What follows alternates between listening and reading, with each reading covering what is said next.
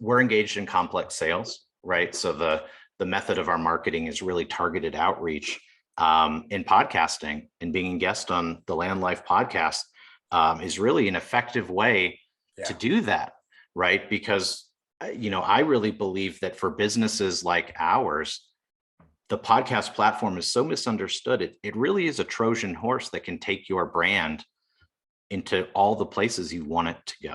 Welcome to the LandLife podcast with your host, PJ Riley.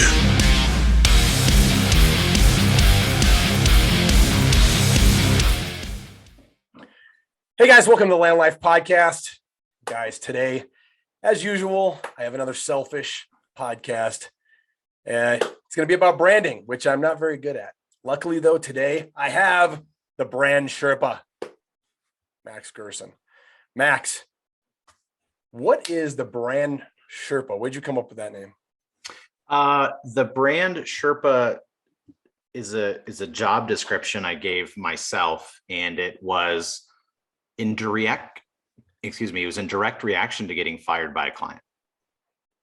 Okay. So the story I tell myself is that you can put our work up against any of the big guy shops. Like, the work we do is amazing. I'll take the Folgers taste test any day of the week, but the only time we get in trouble, PJ, is when we get too far apart. So the process of creating a brand or revitalizing a brand, it's kind of like a hiking analogy. And I've climbed that mountain before, but my clients haven't. So it's my job to only go as fast as the slowest hiker. It's my job to keep the group together. It's my job to take the group to the vista so that they can make the right choice for their brand, not so that I can make it for them. And people tend to get annoyed when they're spending a lot of time and money and you're talking about something only you can see. Yeah. Okay. So Max, take us back now. Let's go back even further. What led you to start this company? Like, what brought you to this point where you felt qualified? You were like, I am ready to help people do exactly what I did. So I was in automotive for a long time. That was really my first passion, PJ. I just always had a lot of love for the combination of romance, poetry, and engineering that defines the automotive world. So that's where I was for a long time. And I worked for a performance automotive brand. We went from startup to really, I think we set the benchmark in the local Denver market. And I went from sales to marketing director to brand manager. And I think a lot of people have bad experiences with marketing agencies. And I don't think it's the agency's fault necessarily, but I had a lot of those bad experiences myself. And that's what really led me to the idea of creating Brand Wolfe, was how to bring these kind of big ideas and big solutions to small and medium-sized businesses, and avoiding the pitfalls that happen when we go out to buy marketing on our own. Yeah. Why the name Brand Wolfe? Well, my good friend Jeff Thomas of JuiceWorks Design was helping me, and my business was born out of demand, not intentionality. I wrote a business plan for Brand Wolfe, and it was exactly how we do business today, but my accountant said this will not work. And I was beating my head against the wall. And as I was doing that, the phone rang, and it was my friend Gabe Adams from Blue Water Performance. And that was really the project that launched Brand Wolfe, but this was pre-Brand Wolfe. So I was sitting down with Jeff after we had wrapped that project. We were kind of doing a post-mortem, and I cringe when I say this, but here we go. The name I was going to call my brand was Brand Sauce. And thank God I didn't. I like Brand Wolfe better. Yeah, I think we all do. Jeff really saved the world from me in that bad name. But what we did was just talked about that project and what we did. And he said, forget sauce. He's like, you're Winston Wolfe. There you go. You showed up and you just fixed it. Yeah. And so that's awesome. Winston Wolfe from what movie? Pulp Fiction. Pulp Fiction. There you go. Yeah, I did look up the Blue Water performance information you had on your website. Dude, that looks awesome. Oh, thanks. Looks really good. Check out the about page. I think it's our story on our website, and you'll see a really cool graphic about Winston Wolfe, and also the two other sources of inspiration for our brand values. Okay. Yeah, we'll do. All right, let's jump right in. Branding, it's so important. And I'm not good at it. I don't think a lot of people are good at it, though. I think a lot of people are very bad. If you go on Instagram, Facebook, any of these places, you see everybody and their brother is an entrepreneur, right? Everybody owns a business. Yet I've never heard of almost all of them. How do you get from that guy who's on Instagram and who wants to be known? How do you get from that guy to the blue water guy, to where everyone knows who you are now? Yeah, well, don't feel bad. If you suck at developing your own brand, you're not alone. I'm not good at developing my own brand. And the reason for that is simple. You cannot read the label from inside the jar, right? Our brand isn't for us. It's for them. It's not what we say it is. It's what they say it is. So we could talk about the LandLife podcast as being the most important podcast in the history of podcasts, but unless that's what they're saying, it's not true. So you really do need some help to get out of the way and outside of your own head, because it's not about being right. It's about getting it right for your audience. So what's one example of that? What do I do? I'm a new guy. What do I do? The one quick hack to getting to the truth of your brand is having a conversation with the people that know you, love you, hate you, or have bought from you. Would you recommend my product or service to someone you know? If so, what would you say to that person? How would you explain it to my 7-year-old son? How would you explain it to your 22-year-old daughter?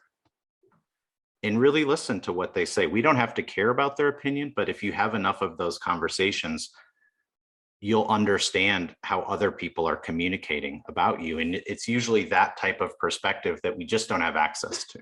So if you're really struggling, if you're really stuck, the one thing we can always do is ask the people that know us if they would refer us and how. That's super interesting. So basically it's relationships, building good relationships with people and finding out if they want to do business with you. Does that sound about right? Yeah. When people show up to work with us, PJ, I'm the world's worst. I'm the world's worst automotive technician, and I found that out the hard way. But I do really understand the importance of diagnosis. And usually, when people come to us, they're asking for something: a website, a logo, a new name, some new marketing or sales concepts. Yeah. But I read it the same way I read the check engine light on my dash. People are raising their hand and asking for help, and they're asking for help in the only way that they know how, right? If someone said, I need someone to help me get an outsider's look at my business, they would probably say that. But a lot of people just say, I need a new website. And I'll say, well, why do you need a new website? And they'll say, to make more money. I'll say, well, what's wrong with the current website? And they say, well, I don't know. And I say, well, I think the real problem is that you've been in business for 10 years and you have no idea how to communicate with your audience. Sure. So I think a lot of people do that when they first start a business. They think they need the perfect website, the perfect logo, and then they just throw it out there online and they hope it works. I've heard your story is really important too. Like the story that behind your business, behind your reason for getting started. How important do you think a story will play in your overall brand strategy? I think it's less about what you're qualified to do in 2022. I think it has a lot more to do with your motivation, your values, and your intention, right? We're in the information age. Anyone can get schooled about how to provide any service. And I think that when we look to another brand, what we're really looking for is to see how well their values align with our own. And when your values align with my values, then I trust you. and then we can have a conversation. And if I don't trust you, we can't talk. Sure. Sure. So I want to kind of stay on social media too a little bit. How important is social media? I mean, how do you need great Facebook pages, great Instagram? How important is social media right now? Well, I think social media is very important to all of us culturally because we're always on it. In regards to our own businesses, one thing to keep in mind is that your marketing tactics should align with the type of sales method that you practice. Okay. So if you're a small business and you have to sell 10 to 100 things a year, social media probably is not for you. Yeah. Right. You're engaged in complex sales. Chances are word of mouth, reputation marketing, and those types of targeted outreach are really important. However, if you're a high volume brand and you're thinking about thousands to hundreds of thousands of transactions a year, then social media is really important because you have to cast a wide net. You're trying to catch those otters at the surface that are easy to find. It's not like selling corporate insurance or something, right? Those are whales, those are dolphins. They're at the bottom of the water, and social media is a net that can't catch those type of fish. Yeah. So in regards to that now, what are the different options? There's so many options out there. You can, put an ad on Facebook and boost the post. You can buy followers on Instagram. There's so many different things you can do. Let's say I am a high volume, a high volume shoe salesman, just for example. I'm a high volume Al Bundy, if you know what that is. All right. Let's say that's what I do. Where do I go? Where do I start? Where do you start your social media campaign? For us, it's ready, aim, fire. Perfect. Right? Not ready, fire, aim. So let's do some benchmarking and some homework. Let's understand who are the other brands that really telegraph how we want to be in the world. Right? Let's also really understand who our audience is. What is their psychology? What is their language? What are their pain points? Right? And with some of those boundaries, it can be very easy to separate the coulds from the shoulds, to be able to make some decisions about the type of content, the type of storytelling. And that's really it. You got to slow down a little bit. Yeah. The other thing to think about in terms of social media isn't maximum following, right? I think we're kind of conditioned in the capitalist market to think that way. Yeah. I really encourage people to think about gathering the others. Who are the other people that care about this? What is the minimum viable audience, right? Start with 10, then get to 100, then get to 1,000. But I think good marketing should be a process of disqualification. You can't be everything to everyone. So you really do have to just get down to that one main thing. Okay. Yeah, that's super important too. Focusing on a specific audience is a lot better than just kind of throwing a giant net out there. But I think that's what a lot of people do at first. They don't want to miss any possible customers. They're like, well, what if I, throw my net over here, but all my customers are over there? Well, guess what? That's probably going to happen a lot. You're probably going to throw your net in the wrong place a bunch of times, but you got to keep going out there. And like you said, ready, fire, aim. Close. Ready, aim, fire. Ready, aim, fire. You said ready, fire, aim. I am a ready, fire, aim guy. Most people are. I think that's just how we've been conditioned, right? We don't have time to really be intentional in our modern world. We're just kind of reacting from moment to moment, from input to input. But marketing's like dating. Yeah. So Tim, what are people doing wrong? Like, what are most people that you see all the time over and over and over doing incorrectly? Yeah, I think most people aren't engaging in diagnosis. Most people don't understand that when they're willing to spend money on marketing, on a vendor, on a new person, on a new part of their business, what they're really reacting to is tension. Mm-hmm. And I think the thing that most businesses and most business owners get wrong is self-diagnosis, right? So we feel that tension and we're like, oh man, I need to do something about that. So then what happens? You make an emotional decision right? You say, I feel like I want to spend this much money to solve this problem. Yeah. And I tend to think about things the way I think about poker, right? What am I solving for? Is it a gap in my revenue? Okay. How much money are we talking about? Is it $1 million? Okay, let's say I'm trying to solve $1 million problem. Yeah.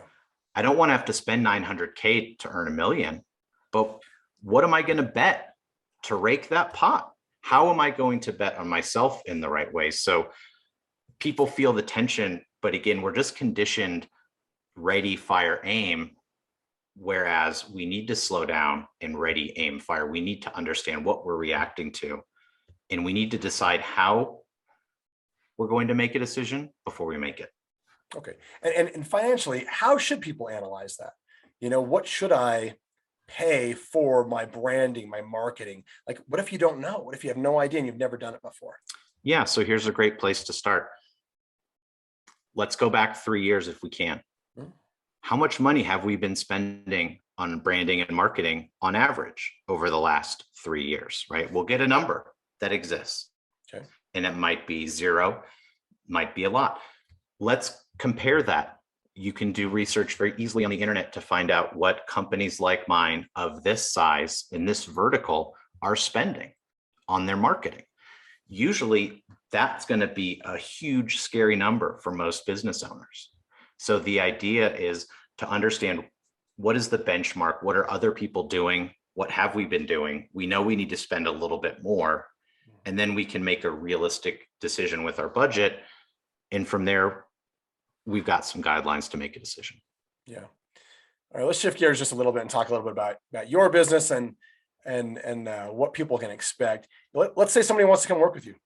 Like somebody's watching this, they're like, cool, I need this, let's roll. What can they expect? Yeah, so we really kind of have two categories of projects. The first project or service that we offer, I call brand therapy.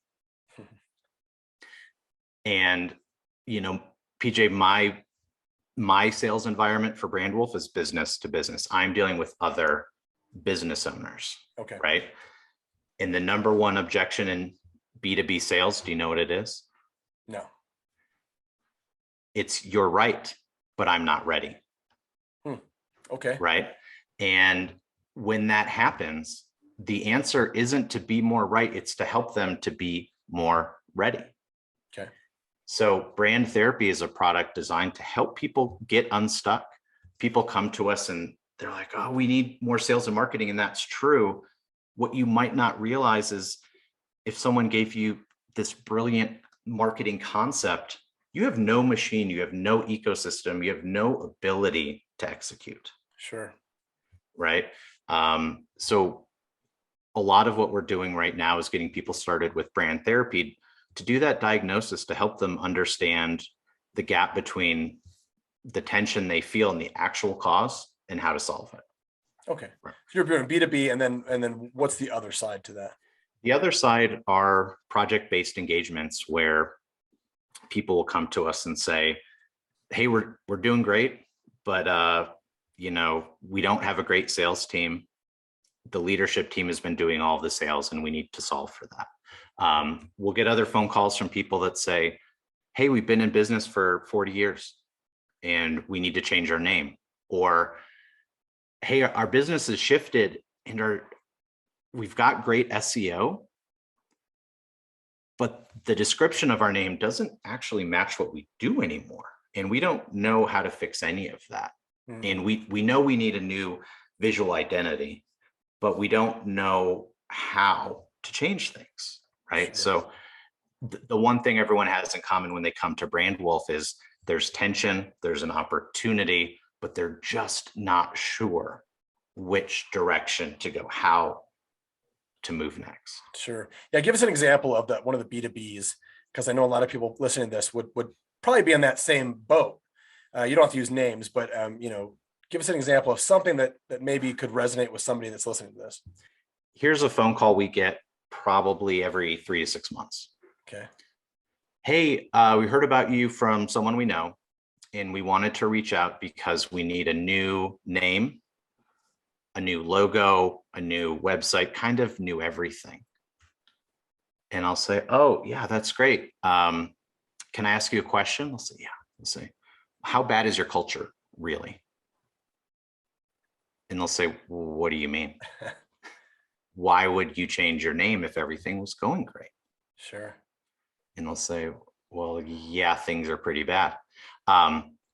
So the idea is to help these brands grow up. That's really what they're reacting to, is like, we've got a great book, right? The content of our book is amazing. We just don't have the right cover for it. And they feel so negatively about that they just want to change the whole title, the whole concept. But you'll appreciate this as a father and someone who has kids. It's not about changing as we grow up. It's about becoming more of who we've always been.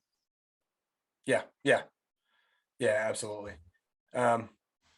Okay, so yeah, I think we'll have a lot of people that will be able to resonate with something like that. You have a business and most of it's going great, but you're all of a sudden like, just want to change everything. I want to change my name, my logo. It feels old, maybe too, a little bit outdated, possibly. A lot of businesses have been around for quite a while, and they want to change something, and they're not really sure what to change. All right.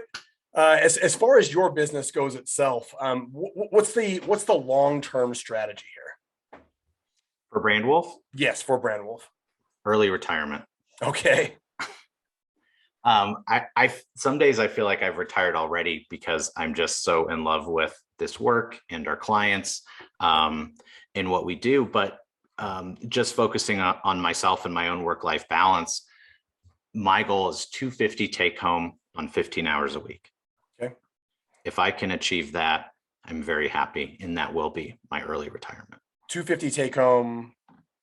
What are we talking about? What time? A year. Okay. 250 take home. Got the house in. You're up there in Boulder. You're able to ride the bike all day. That's the plan. Okay. All right, cool. I wanted to kind of stay on the business itself though, too, just for a second, because I know everybody wants to know like how the gears turn, I guess. What systems do you have in place? Are you using virtual assistants? Do you have a lot of in-house staff? How do you keep this machine running? Yeah, so we were virtual since before it was cool. Growing up in automotive, I've become very allergic to brick and mortar. I've become very allergic to overhead. Yeah. So we have a small in-house team. Caitlin is our chief of staff. She is certainly our most valuable employee, but the rest of our team is standing behind the camera right now.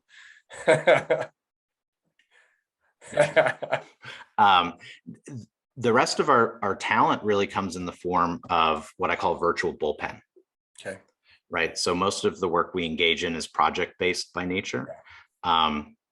And we can really right size the team and the fit based on what the client needs are. Sure. And do you see that as kind of like the way business is going in general? I feel like a lot of people are trying that, and it's getting a little bit of pushback right now where it's going to be time to get back into the office maybe here soon. Yeah. So the marketing world had figured this out maybe 30 years ago, right? Ogilvy is a huge marketing branding firm, and they were talking about this before I was born. The problem with large agencies is unused overhead, and who pays for that? The next client does. Sure. Right. And it's just true of our capitalist world, right? More efficiency, less slack. We want everything running at 100%. And who wants to pay for rent? Yeah, especially now, and especially in the area that we're in. Rent is not cheap out here. I guess you could get like a shack somewhere in Arkansas maybe, and have that be the corporate headquarters. I don't want to hate on my Arkansas friends here, but it's definitely cheaper out there. But here in Colorado, you're not buying an office for anything affordable, and it's only getting worse. So, yeah, I mean the industries that catch up to flat Earth economy, the global economy, right? you just got to get there, because there's a reason this works for IT. There's a reason this works for web development, right? No one's paying developers in the States anymore. It's just not a thing. Yeah. So if you're all online, you're all virtual, I guess it would be. How do you advertise something like that? How are you letting people know who you are? Is it word of mouth? Right. So again, we're engaged in complex sales, right? So the method of our marketing is really targeted outreach, in podcasting, and being a guest on the LandLife podcast is really an effective way to do that, right? Because I really believe that for businesses like ours, the podcast platform is so misunderstood. It really is a Trojan horse that can take your brand into all the places you want it to go. Sure. Absolutely. So if you're a small to medium-sized business, don't focus on mass marketing. Don't focus on social media. Focus on finding the others, gathering the others, focused on the smallest viable audience, and maybe podcast and PR is a great way to gain those new relationships. Yeah. And I think it can hit the specific talent that you're looking for, the specific businesses, the brands you're looking to help. Specifically like this podcast, most of the people that listen to this are in mastermind groups, or, they're in Arate, Apex, any of the bigger name mastermind type groups. So they're going to be interested in branding. So as opposed to buying 5 million followers on Instagram that probably aren't even in the country or even real to begin with, you're strategizing and being very specific about the people you're targeting and you're going to talk to. Right. And this is the power of networking, right? This is the connection between marketing and dating. When you meet someone in a networking room, their first impression is you. Mm-hmm. Right. And what this does is it takes the pressure off of your website. You don't need to have an amazing website if it's the fifth or the sixth interaction someone has with you. At that point, they just need your website to verify the story they've already been told about you and your brand. Sure. Max, I think you're helping a lot of people today. I think a lot of people will be pretty excited about getting to work after kind of listening to your advice and your information that you're helping everybody with. How can people get hold of you? You can find us brandwolfe.com. That's BRANDWOLFE.com. You can also find us on LinkedIn as well. All right, perfect. And we'll have all that information here in the show notes. On Facebook at all? Someone crawled into my Facebook and hacked it, and I can't get it back. So we are not really on Facebook or Instagram these days. You can also search for the Brand Wolfe podcast. Branding for the Rest of Us season 1 is up anywhere you get your podcast. Excellent. Got a podcast. Let's get that rolling.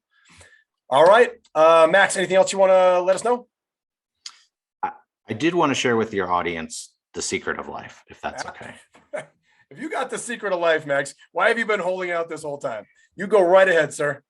So if you've seen City Slickers 2, The Revenge of Curly's Gold, I know a lot of your listeners are big followers of the City Slickers franchise, but the secret of life is just one thing. Okay.